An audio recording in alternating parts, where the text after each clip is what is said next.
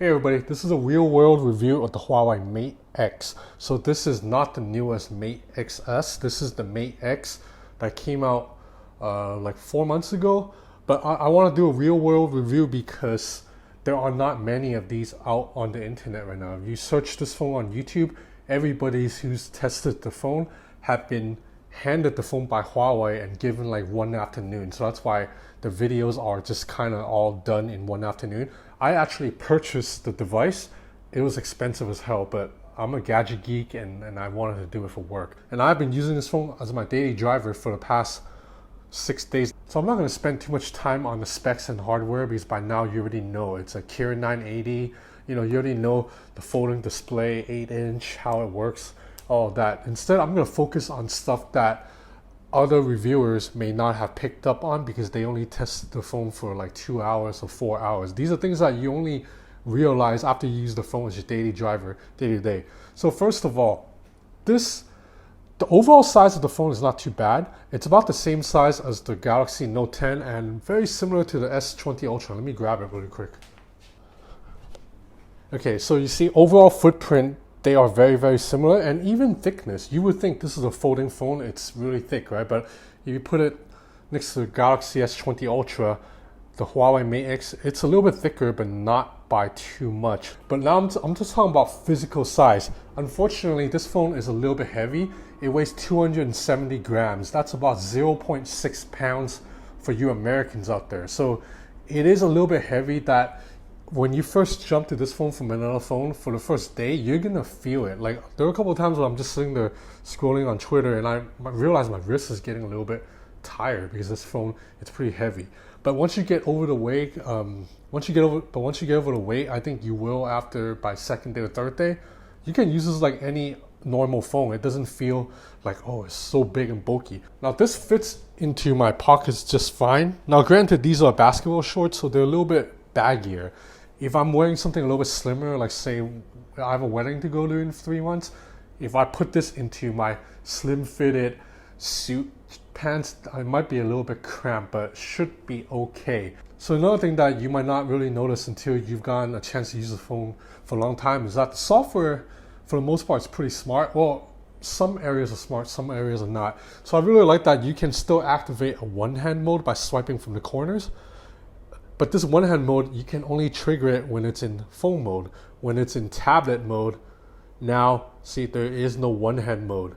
And that makes a lot of sense because when you're unfolding the phone, that means you're already committing to using this phone, this tablet with 2 hands. It'd be very hard to use the Mate X unfolded with one hand. You can't even reach like past the halfway point of the screen. So Huawei knows this, so it made a one-hand mode that is on when it's in phone mode, but off when it's in tablet mode. Like little things like that, like it's Huawei put some thought into this. But at the same time, some of the apps struggle to go between small and big screen. And it's not what you think. You might be thinking, yeah, because when you go into the square aspect ratio, it chops off the sides. That is true, but for the most part, most apps run fine. The problem I have is actually with Google Chrome.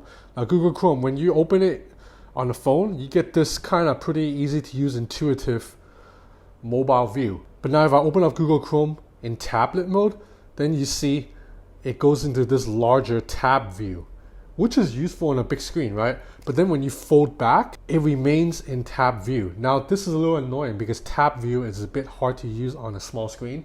So I wish that Google Chrome would switch back to the mobile view as soon as I close the phone. But hey, considering the fact that this phone technically doesn't support Google services, so I guess you can't blame Huawei or Google for Google Chrome not basically being optimized for the Mate X. Okay, let's look at the screen again. So the resolution is 2200 by 2480. So that's not quite 2K, but it's a little bit more than 1080p. But out of the box, it actually stays at 1650 by 1860. But I just push it all the way to the max, and it hasn't really affected battery life. The battery on this is 4,500 milliamp hour, plus Huawei software does some pretty heavy optimization. So for the most part, I can get all day of battery on this phone, but there is something you must do if you care about getting your notifications in a timely manner. So you have to go to battery optimization, find the couple of apps that you want to make sure you get notifications for sure. So for me, that would be WeChat, WhatsApp, and Gmail. These are the three most important apps for me in terms of notifications. So I would just go to WeChat and WhatsApp and basically toggle don't allow. So that means I'm telling the phone you're not allowed to optimize the battery on WeChat. So once I do that, WeChat and WhatsApp will be able to run in the background no matter what. Huawei won't try to shut it down, then I'll get notifications. So about this hinge, there is a little bit of a crunch whenever you fold the phone. I don't know if you can hear it. Let me put it closer to the mic.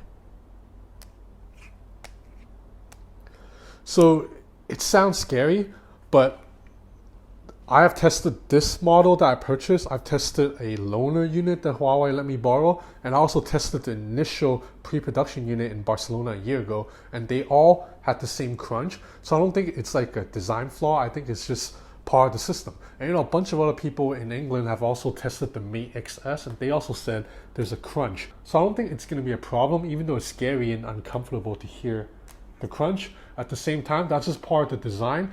I am quite connected to the Chinese internet, and I read a lot of reviews on this phone from people who've purchased the phone, and I have not read anyone who said, oh, my screen broke from folding it and folding too much. So overall design of this, I like it a lot, but obviously you already know the problem is the fact that the screen is always exposed. So I gotta admit, throughout my time of using the phone, I have been babying it. So when I put down the Mate X on a table or like a counter, I do put it down a little bit more gently than I do other phones. But at the same time, this design just looks so nice. This camera system too, so this is basically the Huawei P30 Pro's camera system, except it does not have the periscope zoom lens, and it still holds up very well. Just look at some of these samples here. I mean, I'm comparing the Huawei Mate X using a camera system that's over a year old next to the Samsung Galaxy S20 Ultra and the Samsung Galaxy Z Flip. These are brand new phones, and the Huawei Mate X is still holding up pretty well. So a couple more gripes I have with the phone. The fingerprint sensor location, it's a little bit high if you're holding the phone with your left hand. If you hold it with your right hand, it's fine because that's where your thumb naturally sits. So it's quite easy to unlock if you're right-handed.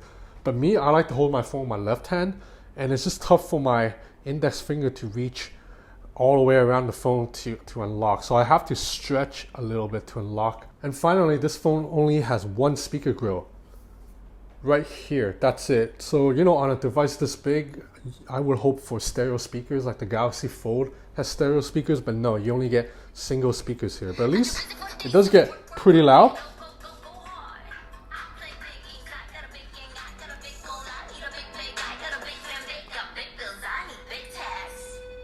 The sound is only coming from down here, so you can muffle the speakers. Oh yeah, and to go into split screen mode, so on the Huawei Mate XS, Huawei's new software has this pretty intuitive system where you swipe from the sides to activate this pull over menu to multitask. On the older Mate X, you don't have that. So the split screen, you have to do this weird knuckle tap. So you tap on a knuckle and you swipe. You see, and it doesn't work every time, and also because I'm paranoid about tapping it too hard. But you see, I did it, and it goes into split screen mode. So on the older Mate X, you have to do this. On the newer Mate XS, you have a swipe over menu. But you know, the Mate XS literally just went on sale in China like 2 days ago, and it's already sold out. So you might not be able to find a Mate XS for a while, even though I don't know when it's going on sale in Europe. So if you want to try the Huawei folding phone, you might as well look into a Mate X right now, because with the Mate XS already going on sale or soon to be on sale, then this phone will drop. I mean, I'm pretty sure the retail price will drop below the 2,400 pretty soon, maybe in a few months. Or you buy a second-hand version, you can get it even cheaper. So that's about it for this review of the Huawei Mate X. I think this is a phone to get if you are a gadget geek, if you're a tech enthusiast, if you have money to spend and you just want to have the latest and best, and you want to flex in front of people. Like, you know, when I'm in a coffee shop and I open this up, I've gotten quite a few people that go, whoa, like, because they're impressed by this. So this is a phone, you know, it's kind of like buying a luxury bag if you're a woman, or like a nice watch, a Rolex watch if you're a dude. It's kind of overpriced. You can get something for half the price and it probably does the exact same thing, but man, this is like a status symbol. This looks cool. So this is the Huawei Mate X. Thanks for watching.